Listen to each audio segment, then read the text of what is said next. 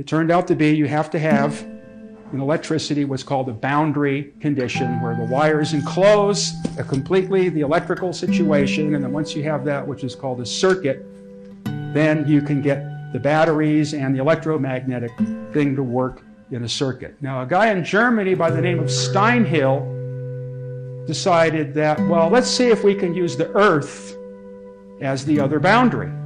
In other words, the grounded telegraph line. Of course, all the experts immediately said the Earth is so giant it will just absorb up all the electricity and it'll never work. I mean, after all, that makes absolute sense. But Steinhill did it anyway.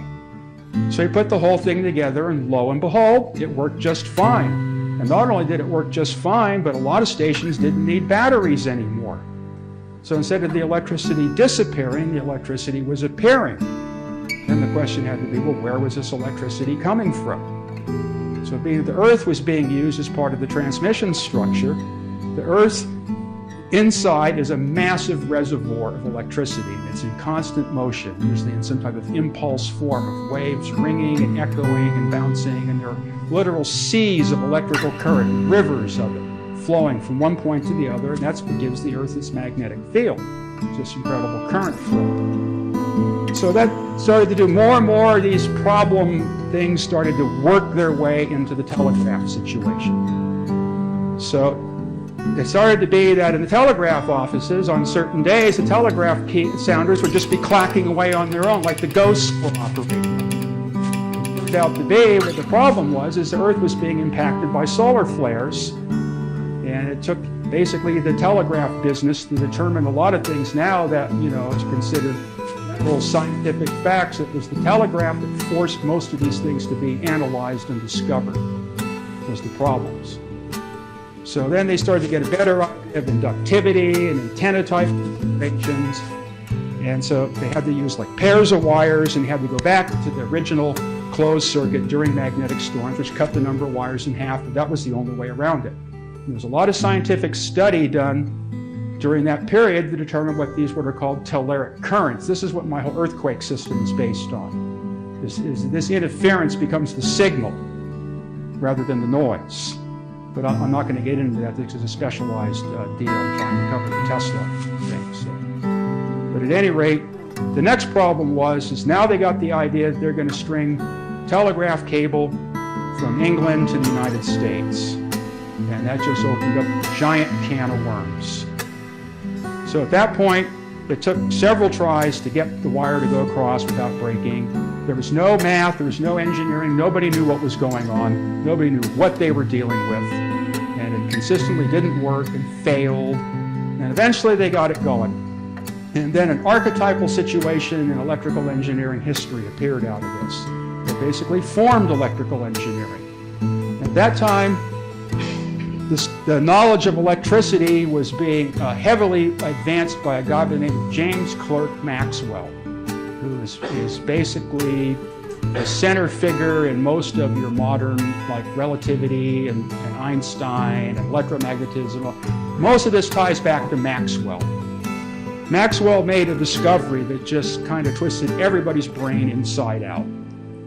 Maxwell was the first person to figure out how to use what's called the Newtonian Leibniz calculus, or infinitesimals.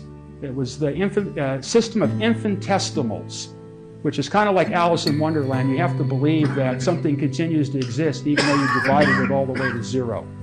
But the important thing was it gave the engineers and scientists a way to quantitatively study the condition of change.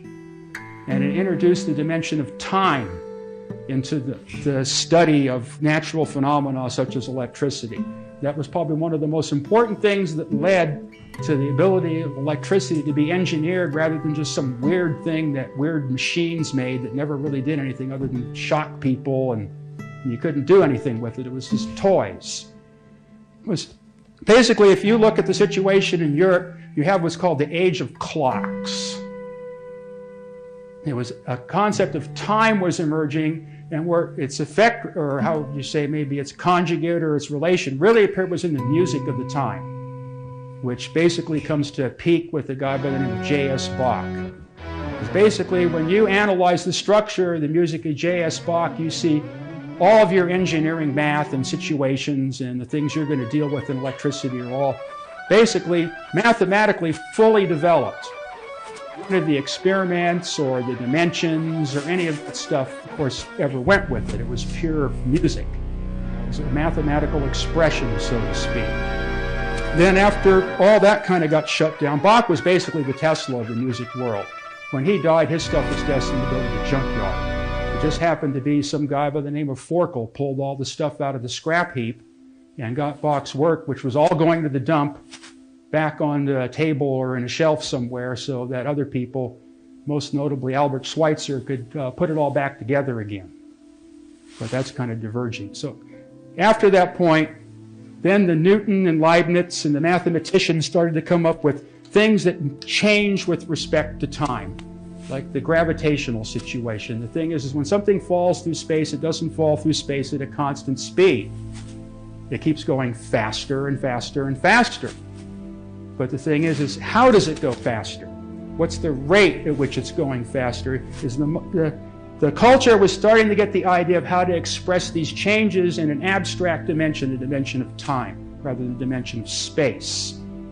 So this dimension of time led to what's called Faraday's law, which is how much magnetism is appearing or disappearing with respect to time. I'm going to kind of concentrate on the physics of all this stuff. I'm just right now trying to give everybody an overview of what I'm talking about here, and we're getting through the history up to Tesla.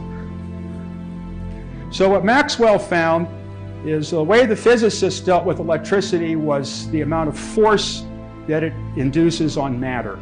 So electricity was measured with scales, just like mass.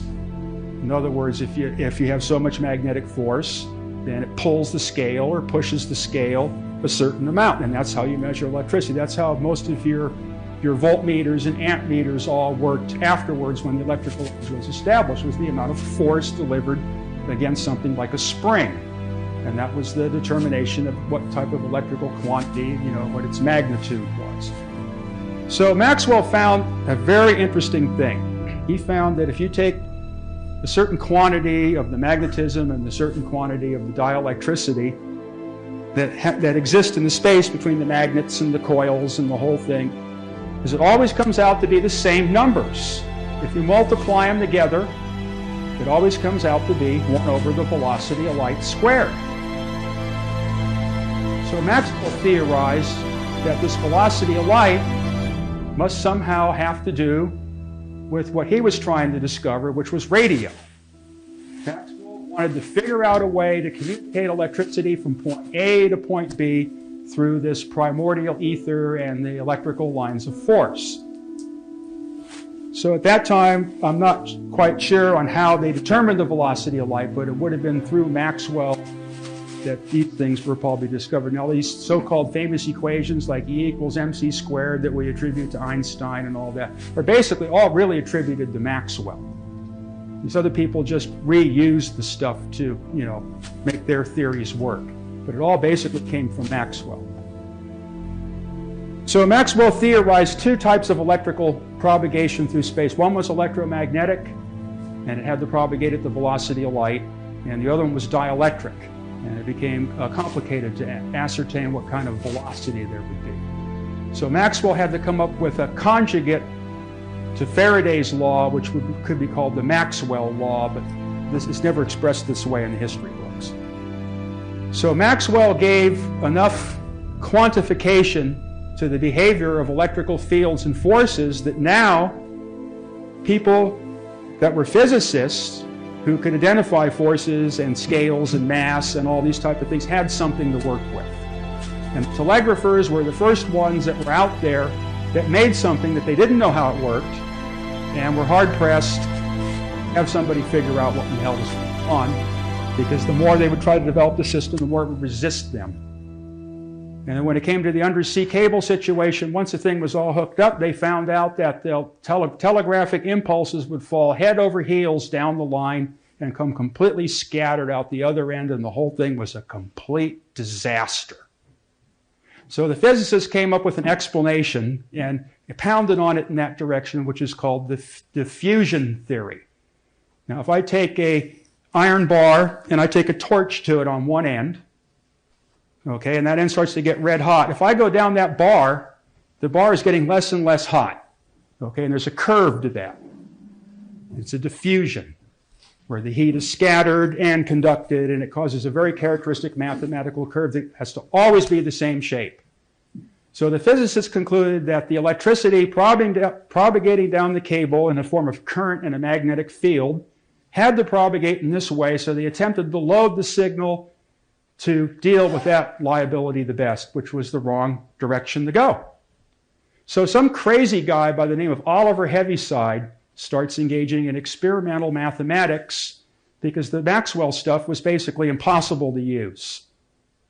I don't think that anybody this day has fully comprehended Maxwell's work, or I don't think anyone's even bothered to read it. It takes years. It's incredible labor. So it's just not happening. So Heaviside took some of that stuff and decided to experiment with it. And Heaviside kind of detested the calculus situation and wanted to come up with a basic algebraic expression that was easily soluble and not all these incredible differential equations and partial derivatives and the things that was just too hard to deal with. You just couldn't apply it to a working situation without twisting your head inside out. So what Heaviside theorized the problem on the cable is the cable is in reality propagating not a magnetic wave, but is propagating an electromagnetic wave. The electromagnetic wave, having two parts, had two basic waveforms that had to be kept in match. So Heaviside solved some of the Maxwell's equations to come up with the famous equation in electrical engineering called the Telegraph Equation. You got it. Okay, the Telegraph Equation turned 20 pages of Maxwell's work into one simple algebraic expression. I'll write it down here on the board. This is called the real part, and this is called the imaginary part. That is the archetypal expression of all electromagnetic activity. Everything evolves out of that equation. It's called a wave equation. What it represents is a second order differential. This one is per time squared. This one's scalar. This one's per time, and this one's per time. Everyone that works in electronics recognizes this as the RC time constant. In other words, RC equals T. But there's a lot more to it than that. So what Heaviside found is applying this equation to the situation on the telegraph cable is you had two basic waves. You have the magnetic and you have the dielectric, and then you have the rate at which the wire eats it up, and then you have the rate at which the insulation eats it up. So the problem is the wire eats up the energy faster than the insulation eats it up. So when the magnetic is propagating down the line, it's getting eaten up faster than the dielectric propagating down the line.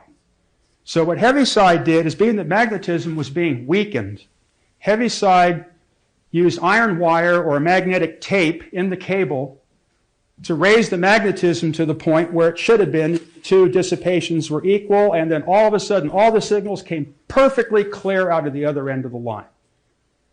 And this was just simply unacceptable to the Royal Society in London and the people who were running the telegraph business. So they just hounded him right down into the grave. But he wouldn't die so quick, and he wrote a giant 3-volume book on the whole thing and came up with almost every electrical equation and term that we use today. The words Maxwell's equations, which comes out of everybody's mouth, is in every basic book on electrical engineering, are Heaviside's equations. They have nothing to do with Maxwell. He was the one that developed the symbolic math of the curl and the divergence and all that type of stuff. He was the one that basically laid what he said, he got the baggage off of Maxwell. And then electrical engineering from that point on was made possible. Then somebody followed him, because Heaviside didn't like teaching people. And the more complicated he could make it, it seemed like the happier he was. And his books have got little stories about mishaps of people that believe wrong theories and parables, and they're not like your normal engineering book. The guy was what was known as a first-rate oddity. he was always half ready to eat out of garbage cans. He basically, when he died, part of the reason why he died is because the neighbor kids stoned him with rocks every day, so he couldn't get out of his house. So Heaviside got to meet, like everybody else, the wonderful world of electrical discovery. So if you go through all these inventors, you find out that electrical study really is the tale of Prometheus. You will be rewarded. The eagle will peck your liver until you die. So that's the way it works in the world of electrical discovery. Not a business I recommend anybody get into, unless maybe they've been in the Marine Corps for 16 years. So what happened was another guy showed up by the name of Steinmetz. Now, Steinmetz is where all of a sudden it came into basic, hardcore reality electrical engineering with nothing really half done, or there was no jokes or, any of that. And the reason for this, the reason why Steinmetz didn't get screwed with and got away with everything, as long as it was well hidden in algebraic equations and never said in English, the guy was smart. The books he wrote, the 3 major books he wrote, comes up to about 1,800 pages. Some of the equations are as much as 20 pages long. This guy really got into depth. And the reason why he was allowed to is because of a guy by the name of Nikola Tesla. Okay, there's a whole other class of electrical people, and the most famous one is Edison. Okay, as far as power lines, circuit breakers, fuses, microphones, basic motor generators, batteries, all that type of stuff really Edison was the one that pushed it all forward. So Edison's start was a telegraph operator. So Tesla was considered probably the world's best railroad telegraph operator. He could send for days at 30, 40, 50 words a minute and receive and just put everybody underneath the table. And Edison was a kind of an American folk Faraday. In other words, he had no allusions to any higher spirits or higher human causes or, saving the world, any of that type of stuff. Edison just wanted to screw around with stuff and see what he could do. And he started this at a very early age. And what he did is he attached himself to the railroad to the point where they would always give him space on one of the cars or the caboose or something to build his laboratory, until he ended up usually starting a fire from battery electrolyte experiments. So eventually he was grabbed by the ears and flung off the train, and it damaged Edison's hearing from that point on in his whole life, which further endeared him to the telegraph because that was something that he could hear easier than voices or any of those type of things. And a lot of his work was in the area of sound development. He developed the microphone that's used in the telephone today. He developed the phonograph and those sound devices. But Edison decided at an early age, let's see, I got a picture of him there. Where's the main, let's get pictures of these people. The pictures of Edison and the ones you don't see. You always see these people when they're old and bitter, after they've been screwed from all directions, and they're hissing at the camera. But here's Edison when he invented the light bulb. Whole different guy. So Edison decided that the gas light thing was just too much. The soot, the explosion hazards, all the complications. He was going to figure out a way around it. So it just happened to be at the time that people experimenting with these voltaic batteries had managed to get flames big enough that they were able to produce light. So this gave Edison the inspiration of producing an electric light. And at about the same time, it was found that if you made the voltaic flame with carbon, it would produce a bright light. And so the street lights were already, gas street lights were already doomed, but the arc light was useless for the home because it was high voltage and it still burned and hissed and carried on just like the gas flame did. So Edison came across another experiment in Europe where people were using platinum wires heated to orange heat inside vacuum bulbs, and they were starting to get an electric light. But if you got it to any usable light, it just kept melting. So Edison and his crew experimented and experimented and experimented and experimented with everything they could find on the face of the earth. They tried every metal, every combination, everything, and it was always the same deal. Once you got that thing up to white light, if it lasted for 5 minutes, you were lucky, and it went dead. So Edison, ready to give up, just about sick and dead from the whole ordeal, somehow got a hold of a bamboo fan and was looking at the fibers and playing with them and got the idea that if he cooked one of those fibers to the point where it turned to carbon and the fibers were so strong that it still sprang like metal, that the carbon, which naturally wants to go white hot, would just make a natural inside filament for the light bulb. And sure enough, it worked.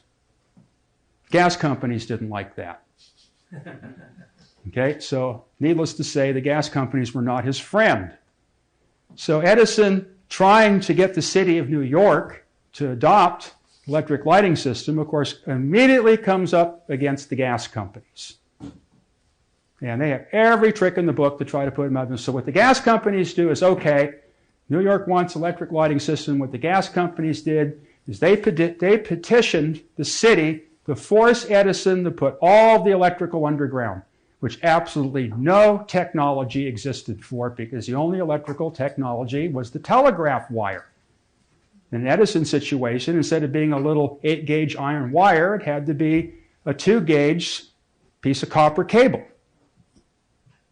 So how was he going to make all this go underground? So Edison didn't give up. So what he did is he took pieces of copper pipe and soldered them all together, wrapped them in rope, poured tar into cast iron pipes like sewer pipes, into what are called Edison tubes. They actually used to be, when they dug up downtown San Francisco to build the financial district, all the old Edison tubes came up out of the ground. And that's what they were. They were iron pipes filled with tar with a copper pipe in the middle. So Tesla set up this network of electrical plumbing under all the streets of New York City. Okay, got enough subscribers for the lights, put the whole thing in, built the steam-powered generating plant. None of this had ever been done before. He was completely on his own. The guy did not know a bit of any of the physics at the time. There was no volt, there was no amp, there was no ohm, there was no Henry, there was no farad, there was none of these things. That's what these people were up against. You couldn't open up the electrical engineer handbook and get your resistance tables off the wire. I mean, these guys had to make it out of zero, nothing. The whole idea is to recreate the mind of the people that invented all of this, is what I'm trying to do. And then, each person can fit it into their own, analogous, business or understanding or whatever. So what is magnetism? You know what I mean? What's a volt? What's an amp? What are we talking about? Velocity. What are all these things? Okay, so that's what we need to do. That's what I gave you the history. Okay, the reason for getting into these guys, okay, is Tesla found out a way to get out of space and connect to another dimension. And Alexanderson figured out a way to circumvent space completely, or his work implies that you can circumvent space completely and make things appear in one other part of the universe without anything time delay in between.